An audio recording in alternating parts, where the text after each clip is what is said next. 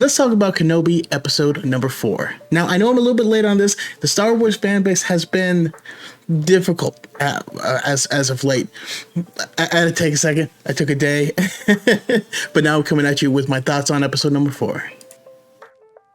One thing I am really appreciating, though, is this playful side of Lucasfilm. In these opening little credits, we get some new stuff. We get Ned B in there. We get Lola in there. We get a kitchen sink, which is a reference to a kitchen sink actually being one of the debris that's happening in the battle in episode 3, Revenge of the Sith.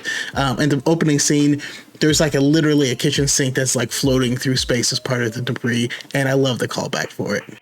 Now, one of the common theories that I've been seeing is that there's callbacks to each of the corresponding Star Wars films that are happening, meaning episode 1 had callbacks to The Phantom Menace, episode 2, Attack of the Clones, episode 3, Revenge of the Sith, which means this one would have callbacks to A New Hope.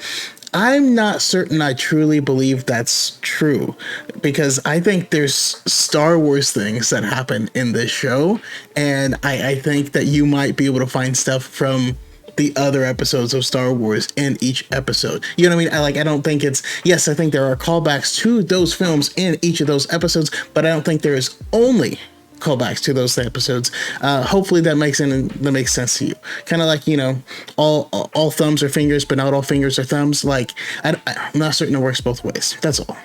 All right, the opening sequence is beautiful when we get Ben in the back to tank, and it's flashing back and forth between Obi-Wan and Vader with their wounds, and they truly feel connected through the Force, which I think might be a callback to the fact that since they are Master and Apprentice, they will have ties through the Force. Anyone who spends enough time with anyone, that they become connected through the Force, and even time spent apart doesn't stop that. In season 6 of the Clone Wars, we actually saw this being used against Yoda, because Yoda's former Padawan was Count Dooku. So Darth Sidious, using Count Dooku, did some type of Sith sorcery in order to try and attack Yoda, through the Force.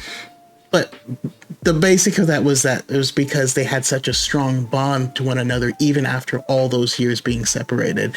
I wonder if this bond is truly happening between them. We saw it really start in episode number 2, and that was when Obi-Wan finally opened himself back up to the Force. I think, man, there's just a lot going on here.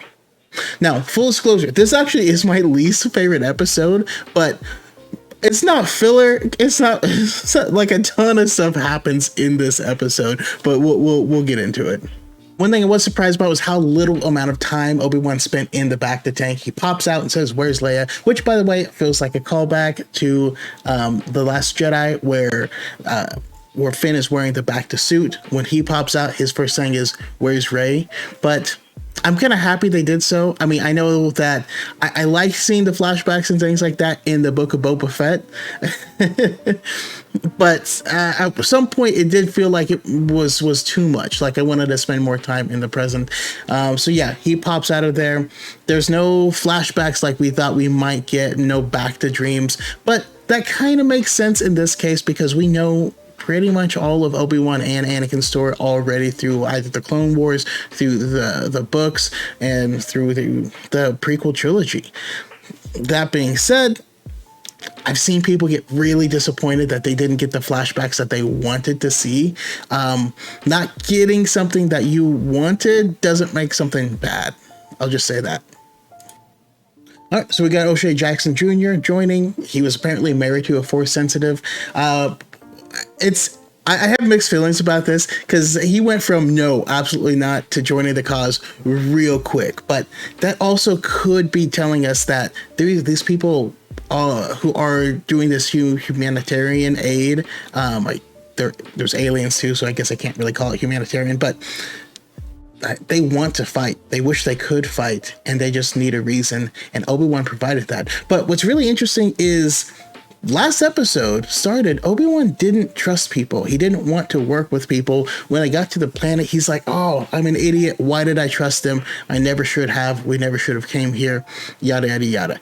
Now he's switched. Now he is starting to fight. He is starting his journey to becoming the Obi-Wan that we see in A New Hope. And for that, I actually do appreciate this episode. But there are two things that I truly love about the decision to attack Fortress Inquisitores. One, we approach it in the water in the same vein that you did with Cal Kestis, but it's different now because now they have to have someone on the inside in order to, stop the security. There's drones patrolling it. Basically, it's way tougher to get in there because of what Cal Kestis did. I just like that little nod. But my little favorite thing, and I think the thing that I consider to be the major link to A New Hope, is the joke that Mark Hamill always says, where where Obi-Wan comes up, through the water, but when he enters, he's completely dry. I don't know, it's such a small little thing, but I love the sense of humor that it feels like they're putting into this by doing callbacks to things, both the great and the campy, because at its core, Star Wars is camp, man. It's camp. In continuity, I said, well, wait a second, this is right after we got out of the trash compactor. Shouldn't my hair be all wet and matted with schmutz all through it? And he turns to me and says, hey, kid, it ain't that kind of movie. If people are looking at your hair, we're all in big trouble. And I thought, he's so right. I would say that there's two of the greatest downfalls of the Empire is, one, they don't respect droids. Droids are just out there doing stuff. And what's very tied closely to it is number two, bureaucracy. No one wants to question anyone just in case their superiors hear about it and come down on them. So people just do wild stuff. It's pretty hilarious. That's how the rebels seem to always infiltrate and win and just steal clothing and act tough. It's hilarious, but very accurate. In real life, if you wore jeans, a white t-shirt, a visibility vest, and had a clipboard, you could go anywhere. No one's gonna stop you. I just think that's hilarious. Reva is really turning out to be a fascinating character to me. The other Inquisitors are very one-dimensional. They're evil, they're Jedi hunters, they're evil for the sake of evil. We don't really know why. We get hinted that all of them are Jedi from the past, but we don't have any information about that at all. But Reva, we keep getting glimpses into her past, glimpses of her goals, glimpses of the things that she wants, of the hurt and pain that is driving her. We know there's a lot of backstory there, and it's really making her into this three-dimensional character who I would love to find out exactly where all this stuff comes from. Hopefully we get more in the next episode. I hope that next episode clears up her entire backstory so that we can get that going into the finale. Something that's very subtle here is just this little hand motion. And that hand motion, we all know of being so frustrated by the person you're talking to that you just want to squish,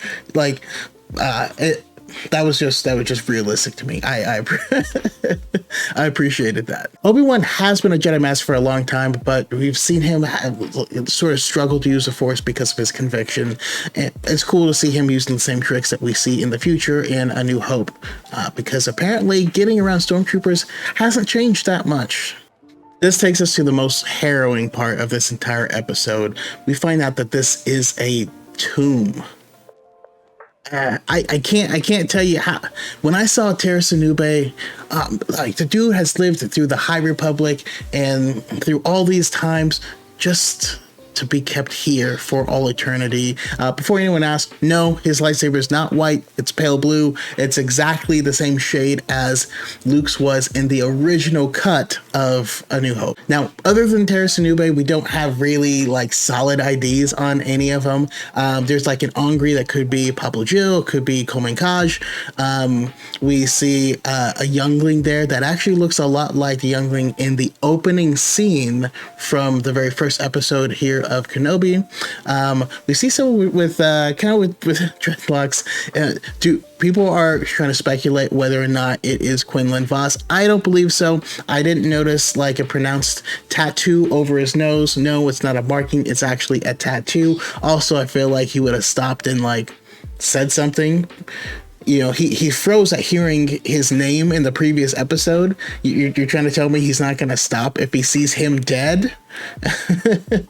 Are they alive or dead in there? They're dead. They're dead. But this is going to be a unique situation. I don't know exactly why they're there, but we saw something similar happen with. We saw something similar happen with Master Luminara Unduli in Star Wars Rebels, where she was indeed dead, but her presence, her echo in the Force was still being felt by Jedi, and she was being used as a trap. So this leaves us to believe that there is something going on where they are dead, but have some sort of suspended animation or some type of connection to the Force, likely. I also believe that this could be the base of some of the experimentations that Palpatine is using in order to extend his life.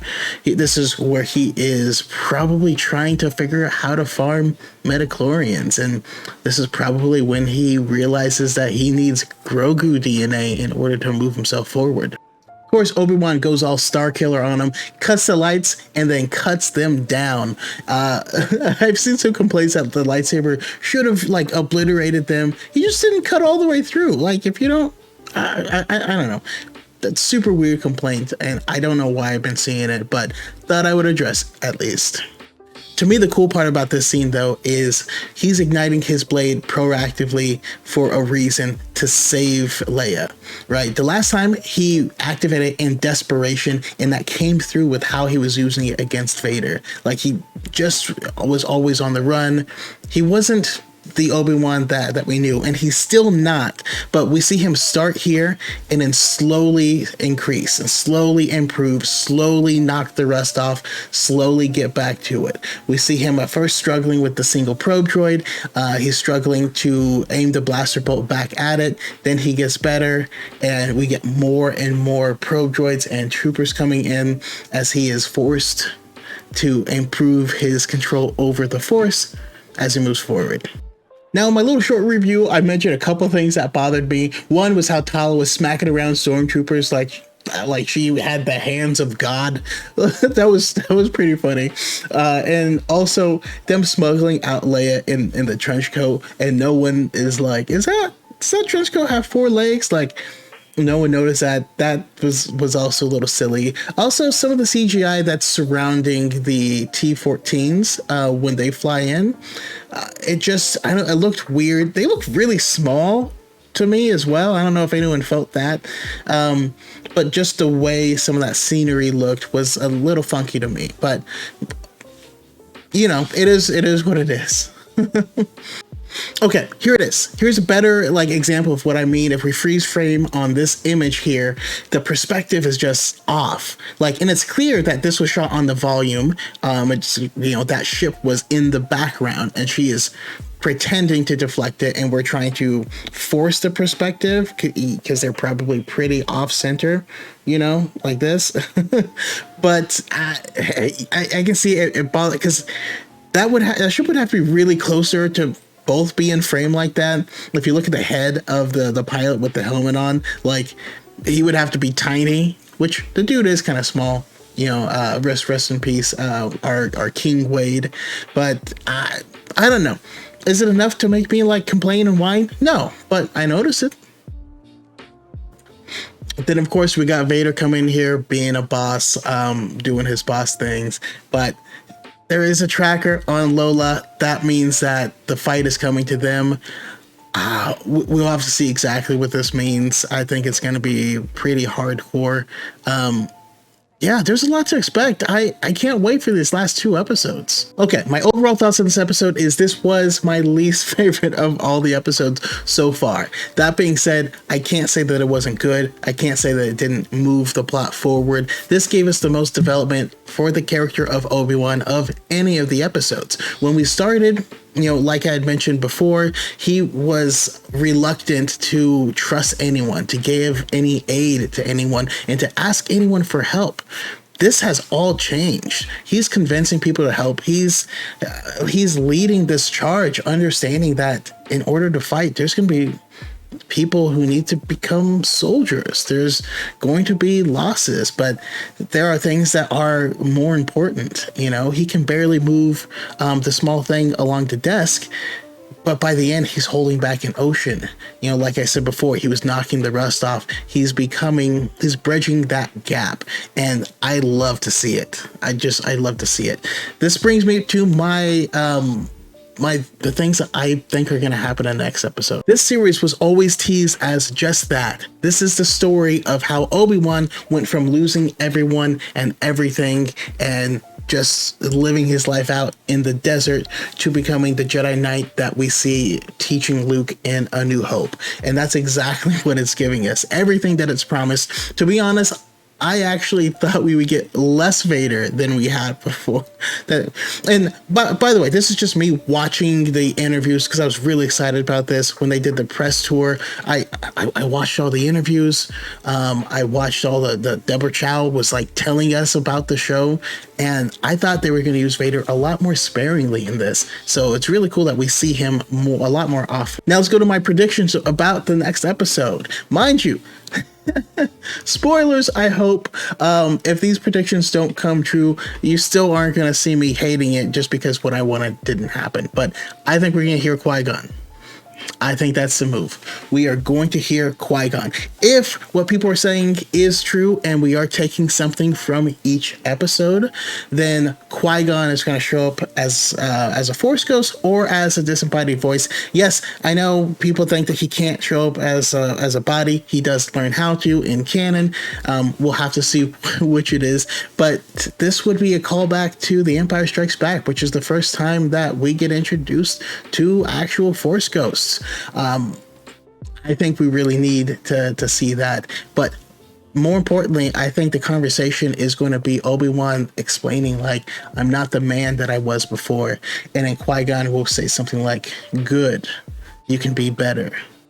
The thing that we keep seeing here is Obi-Wan is trying to become the person he last was, the person that he was at the end of Revenge of the Sith. He doesn't need to be that person. The mission has changed. He has changed. The stakes have changed. And that is going to be his point of triumph. Vader's going to come into the fight because he's been reliving the same fight over and over and over again, knowing what he would do different, what he wants to do different. Obi-Wan's not going to give that to him. And I think this is going to be the first place we see Obi-Wan start out into Surisu stance and then pull it back to the Qui-Gon Jinn stance.